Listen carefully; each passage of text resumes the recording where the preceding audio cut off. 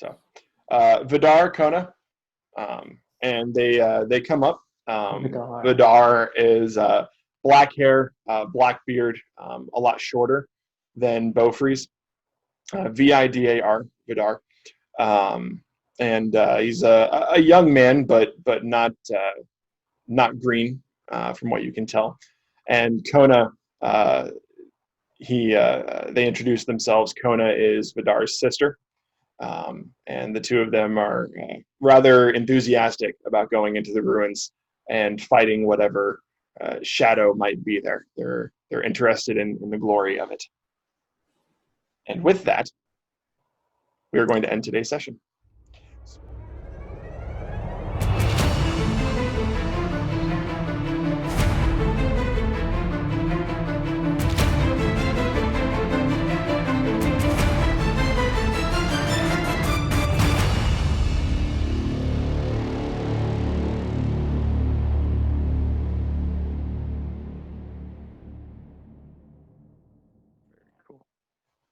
Cool. Good job, guys. Debrief. All right. So, what is one thing that someone did other than you that was really cool? All right, I can start. I liked when Cyril, instead of debriefing everything to Will at first, he first went to give him a hug. It's like, okay, Will, priorities, you know? It's like at first he was like, but no. First things first. And then it's like, okay, we'll talk about the horses later. It's like, come on, man. But it's fine. It's fine. I enjoy Chad. Even though, I mean, as much as we can say it's like, oh, well, it's not the best decisions and all, but that's his character, and that's what also he gives to the group, in a sense. It's also what has saved us some other times when he like goes into rage and is like, well, yeah, it's because that's who he is, right? And maybe sometimes it's not as good to the situation or whatever, but I mean, that's part of being in a group and in a team. It's like accepting those things and being able to help other people's weaknesses or other people's or dwarves or elves or whoever or hobbits weaknesses with our own strengths, and then each other like help each other with their strengths and weaknesses. So I enjoyed that. I also enjoyed Haley's song. That was pretty cool. Yeah, inspiring Dala, and also her input into what we had to do at the tower. So I really enjoyed those things. So.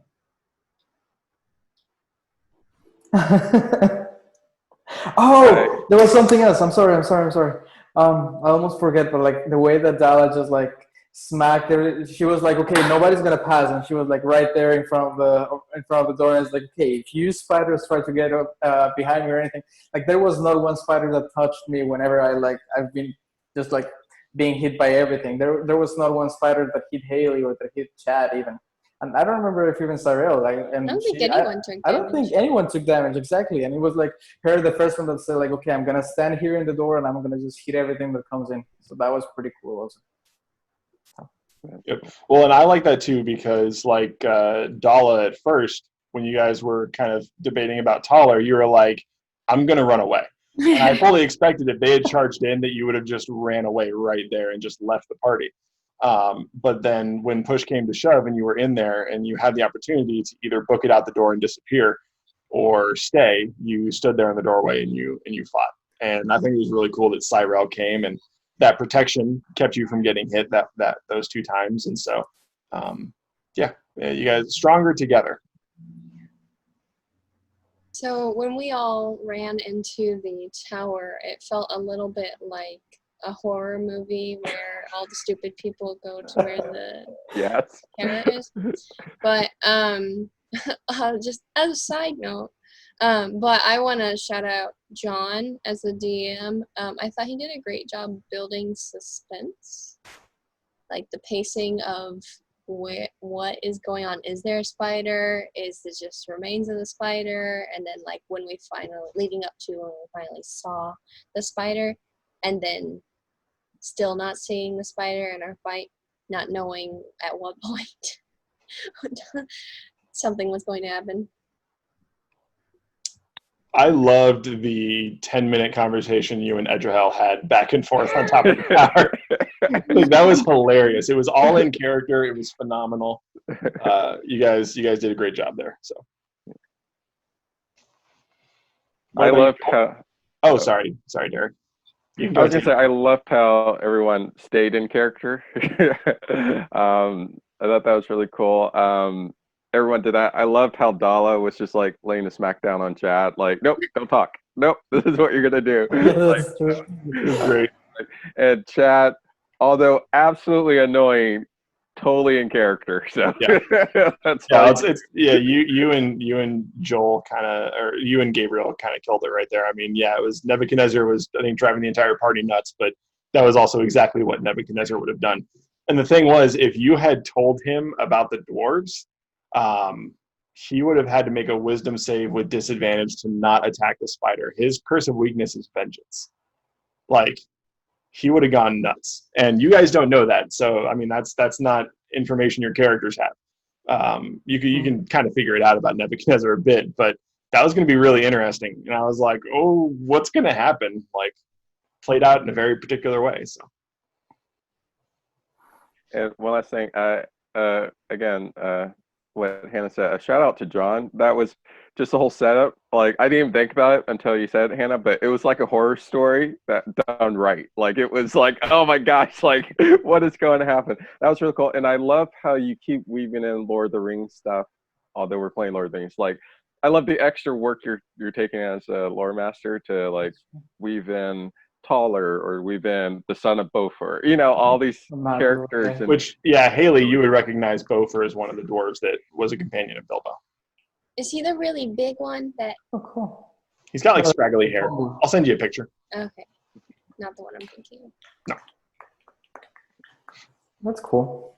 Yeah, and I think for me, I think it was when Haley gave the cookie to I was like, all right, well, now this. Nice knowing you. Here's a cookie. Oh, I haven't eaten that cookie. See you later. That was pretty good. Nice. With all in all, it was. Oh, we'll talk about it later. My bad. Well, I'll just say that, hey, I liked Haley's song too. That was great. Katy Perry parody for you. Yeah. The Katy parody. Oh. Okay, cool. If there's no more shout outs, number 2, what was something that was challenging either for you as a person, a player, or for your character? I think my character is, I mean, she's only been traveling. She's been traveling for like 2 years now, so she's not inexperienced, but most of her travels, as Haley said, has been through the cities. And so I think she's starting to like get to a point where experiencing these rough battles back to back are like starting to freak her out a little bit. Not to the point where it's debilitating, but how she was saying to Edgehell, that's really big, right? Think about how much bigger it is for me. She's still from the Hobbit, but she's still from the Shire. So. Yeah. Well, I would say decision making for sure. And when Chad was like, let's go, the shadow and all this stuff. So I was like, oh man, like now everybody's going. I want to run. Like, okay, what's going to happen? Like, are we all going to die? So really decision making. And I don't know, like at the time I didn't want to be like a follower. I didn't want to just be like, okay, well, we're going to just go in. And then like, if something bad really happens, then like, why did I do that? But I think actually going in and like John was saying, like, yeah, before I was like, I was going to run, but then I was like, okay, well, I mean, we're already in, so let's go for it. But yeah. Definitely. Yeah, and I think for me, at least for Chaz, like his whole thing is like, even though he did not know the whole lore about the spider, just from the pieces that he picked up from the other part, obviously he's not in for the war.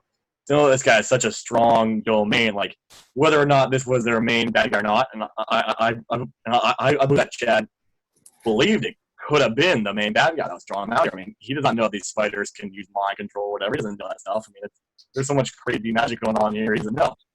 So for him, it was like this was a no-brainer. This is what we have to have. But when everyone else is saying run, run, run, for him it was like it's like running. It's like what was the whole point of traveling out this far if we're just gonna run away? It'll be one thing to run to like one of the trolls that are our main enemies. When this guy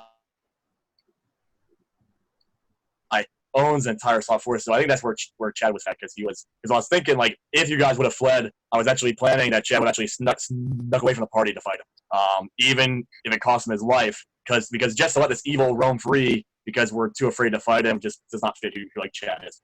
So so Chad, I mean, obviously fleeing from a few spiders or from a few trolls, whatever, but this guy was something that he felt like he had to fight. So his frustration was with the party because he felt like, even if he had to go alone, then he still would have gone, Yeah. As for Adriel and for myself too, like the decision-making part, well, that was the whole reason of the conversation with Haley, because it's like, okay, well, it's like if Chad were to come here and he would see like what you were saying before, John, if he were to come here and see all these dwarves, well, we know how he's reacted before, so this is even more close to home. Mm-hmm. So it's like, okay, all these things and all these opportunities that come about, like, okay, well, this is the one chance of like tolerate the Huntress. Like we know what he does, we know how he acts, and as Chad was saying, like it's still darkness, and it's an opportunity that it's like what 1, 2, 3, 4, 5 hits before it even wakes up, So it's like, okay, all these opportunities that start coming through the mind, and it's like, well, what you're saying, like, why would we come all this way if we're not gonna like be willing to do something? And however, like still being careful and saying like, okay, well, I'm still gonna go for the instead of what I want or what I think that should be done, then it's like, okay, the best for the whole party. So it's like always taking care and always asking like, okay, well, can I still hear the hissing? Because if not, that means that we have to act even quicker than what we've been doing.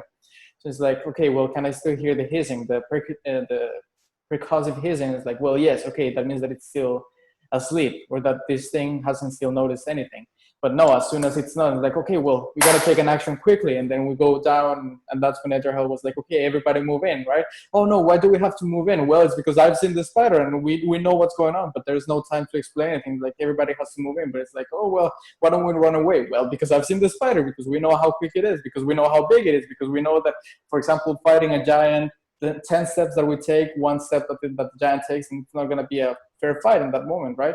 So seeing all those things, seeing the tower and all that, that's still a challenge for the group itself, I believe. It's kind of like, well, no, it's because I believe that we should do this, and the other person, I believe that I should do that, and then myself, I believe that we should do something completely different. How are we gonna come together as a group? That's something very interesting to see. That there are times that we do, and there are times that we don't, and there's always this thing is like, oh well, it wasn't what I wanted to do. So how are we going to react to that? How are we going to act now that this happened? So that's just some of the dynamics that at least go through my mind. And me being Edgerheld, then it's a different thing. But those are things that go through my mind. It's interesting to see. So those are all good thoughts.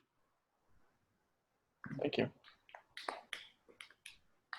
Yeah, I think it was a challenge for Cyrell because he's getting bits and pieces of information. And I think his thought was if we could sneak up on this bat thing, and if this bat thing looks from the report that he got like something we won't be able to handle, can we sneak away? And so that's why he was like, wait, why are we holding up in the tower? That's going to guarantee we're going to have to fight him. So I think it was a challenge for him. Also being super frustrated with Chad, like, hey, you're putting the whole party in danger. But also, like, there was a point where Edgerhill was telling everyone to go to the tower. Dala was almost out.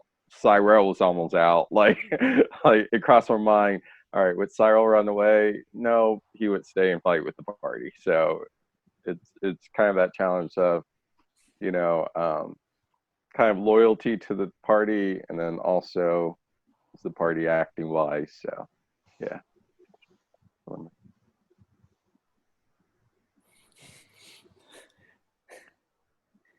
Anyone else want to weigh in? All right, final question. What is something you can take away from today's lesson and apply it to real life?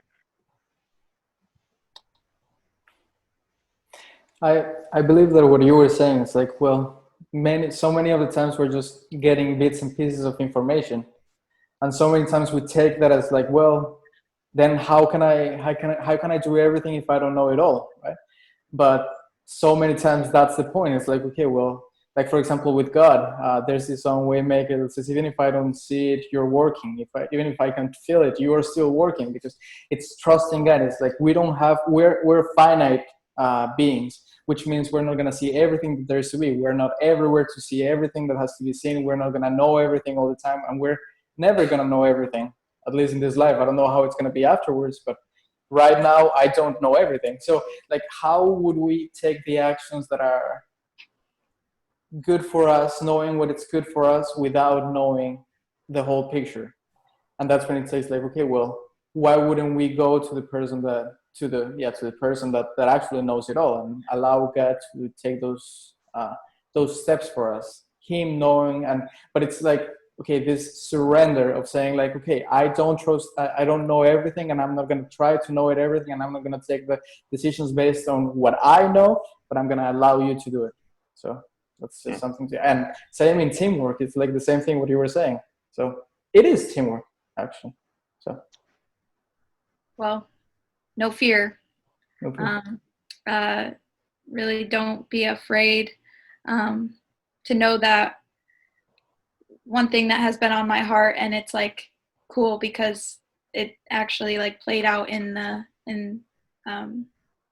this whole thing. So it's like that you're not fighting the battles alone, and that, I mean, God already won. So you're not alone, and just don't be afraid, and know that, I mean, he already has the victory, and he's already the victory. So I think that that's pretty cool that even through these like tough times and decision making, that we just know, okay, well, God is on our side. So, if he's for us, then who could be against us?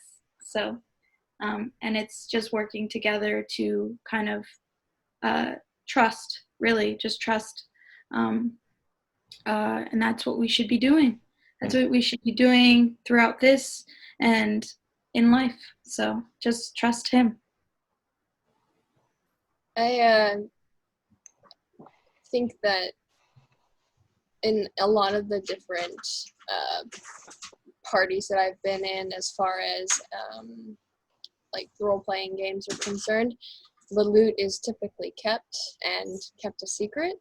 And the fact that Cyrell told Wilfrey about the staff, I wasn't sure how that was going to go, or how that was even going to go down with the rest of the party, because of how often I've seen like, but that's such a valuable magical item or whatever.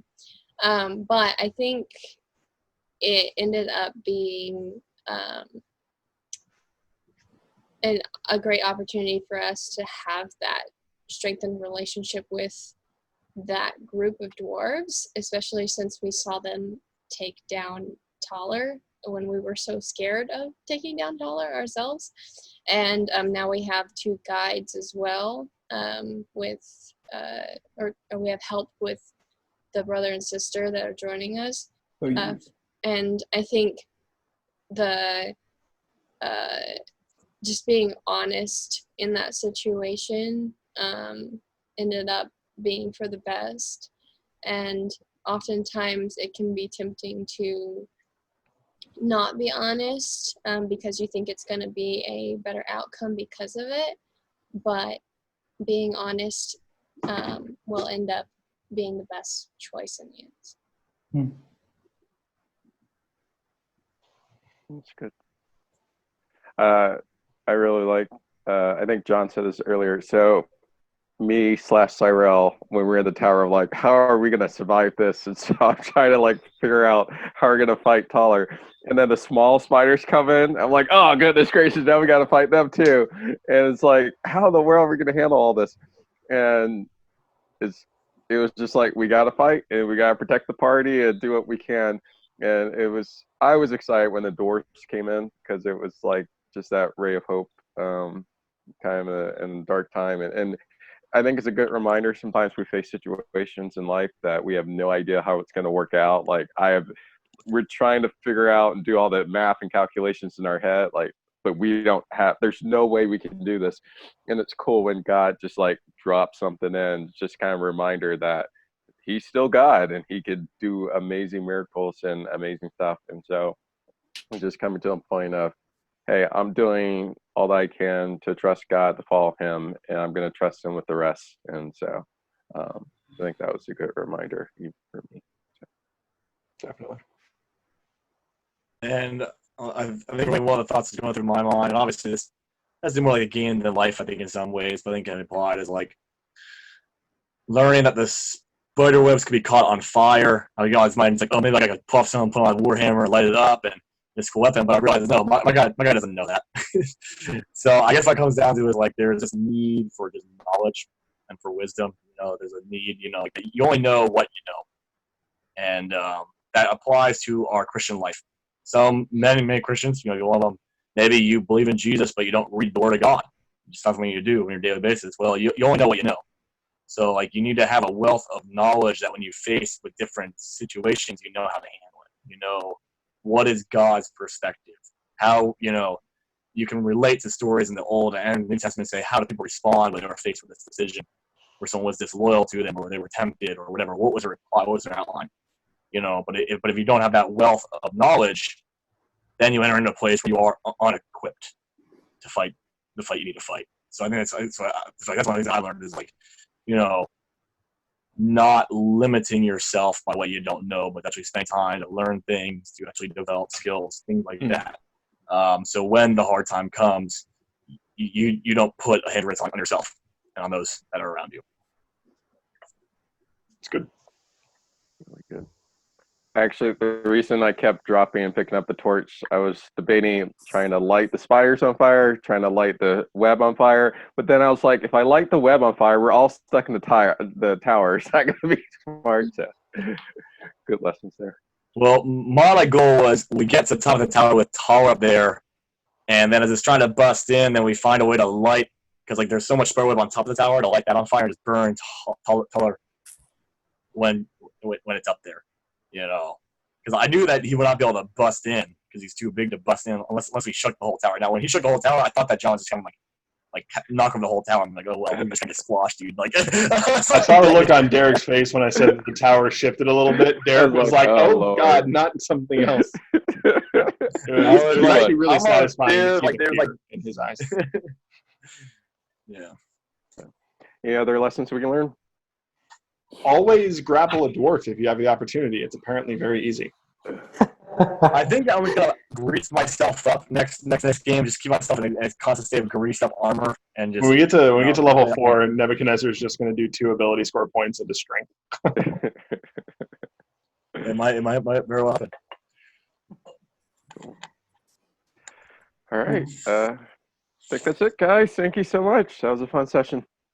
Awesome. Thanks everyone for playing. Thank you for watching, and we will see you next time for the next part of Through the Realm of Light and Shadow. I know that was a cue. Do we all say it? I'm confused. Oh, that was awesome. Bye.